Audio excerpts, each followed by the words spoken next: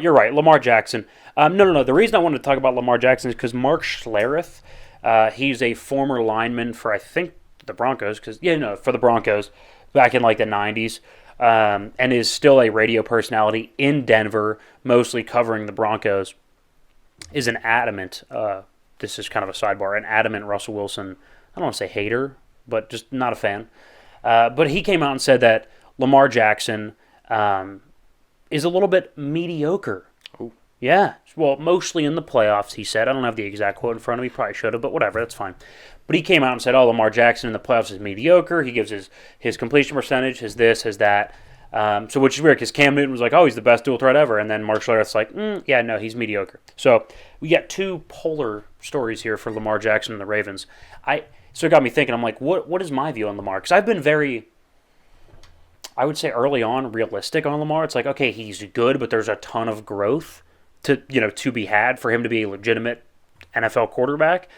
Now I've been more like pro Lamar because I think people bang on him too much for lost in the playoffs and we only threw for this many yards or whatever. And I say, he wins like 80% of his games. So he can't be that bad because at the end of the day, winning has to matter, right? I'm not a huge Brock Purdy guy, but if Brock Purdy goes and rips off another 13-win season and gets him back to the NFC Championship game, it's like, I don't really care how it looks. Is he winning, right? It's like the Hunter Pence argument in baseball. It's like, I know he looks like dog shit when he does it, but he just hit 280. So it's like, what am I supposed to do? Like, what are we supposed to do here? At the end of the day, football more than anything, basketball can have some style to it. And baseball, it's very statistical driven.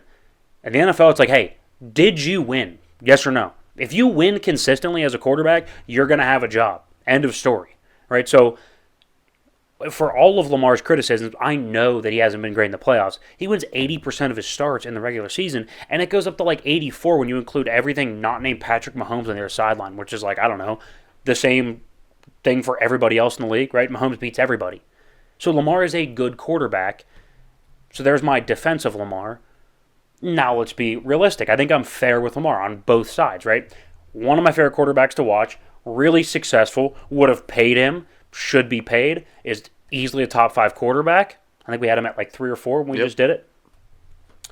But on the realistic side of things, yeah, he's probably got about another year or two for him to actually make noise in the playoffs, or else he becomes like Dak or Kirk Cousins, right? He's a more dynamic Dak or Kirk Cousins, but he's kind of viewed in that same category. Right? Like right now he's so young, we're like, he'll be fine. He'll figure it out in the playoffs.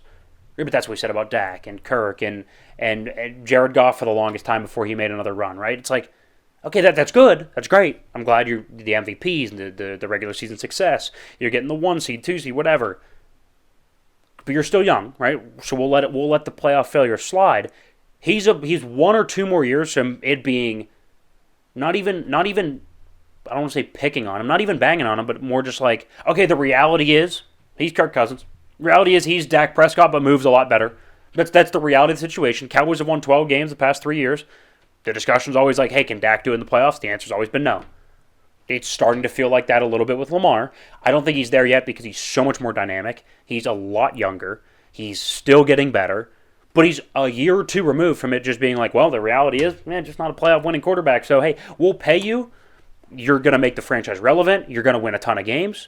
But look, we're not going to be fooled into thinking that we're going to have this illustrious playoff success. Yeah, you can see like the hesitancy with the Baltimore front office in that decision making there, where it's, hey, look, like we have some grievances. We're not just blindly going to throw money at you. Yeah.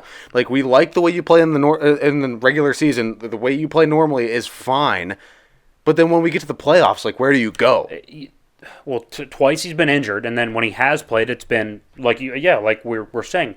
Like Mark Schlereth said, mediocre. Yeah. Complete 57% of his passes in the playoffs. But I do think Lamar's a really good quarterback. I mean, he's always, I think, going to be in the top 5, barring anything crazy.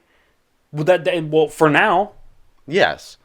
For now. But, like, what if for the next 2 years he goes 11-6, 12-5, but both years he's 1-2 in the playoffs. Okay, so he wins a wild card round, and then he gets bounced in divisional round. He'd still be a top 10 guy, but top 10. But so we would view him a lot closer to like Dak than we would Mahomes, though. Because right now he's closer to Mahomes than he is Dak.